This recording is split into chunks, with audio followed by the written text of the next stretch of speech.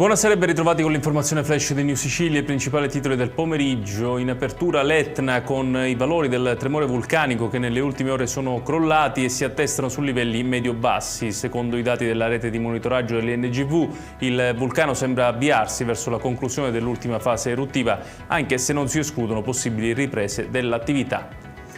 Si aggrava l'avvertenza Pfizer a Catania, l'azienda ha annunciato il licenziamento di 330 lavoratori ai quali si aggiungeranno altri 40 interinali. I sindacati parlano di decisione inaccettabile e annunciano la mobilitazione. Assemblea il 9 luglio nello stabilimento, sit-in il 17 davanti ai cancelli e sciopero il 22 luglio in coincidenza con il tavolo ministeriale convocato a Roma.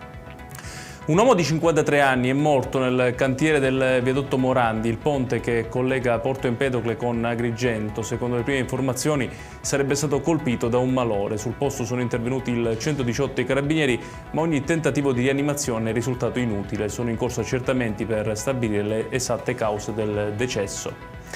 E proprio sul tema delle morti bianche arrivano dati allarmanti che vedono la Sicilia seconda regione italiana per incidenza di morti sul lavoro. Nei primi 5 mesi del 2026 sono stati registrati 26 decessi con un indice di 17,5 morti ogni milione di occupati, molto al di sopra della media nazionale. Palermo è la provincia più colpita nell'isola con 12 vittime. Infine l'Università Core di Enna ha proclamato i suoi primi 50 laureati in medicina, 6 anni dall'avvio del corso durante la pandemia. I nuovi medici provengono da 15 province e 6 regioni diverse, 38 sono siciliani. Nel pomeriggio si è svolto il Graduation Day con la consegna delle pergamene. Ed è tutto per questa edizione, tutti i dettagli su queste notizie li trovate come sempre sul nostro sito www.newsicilia.it. Grazie per averci seguito e buon proseguimento di serata.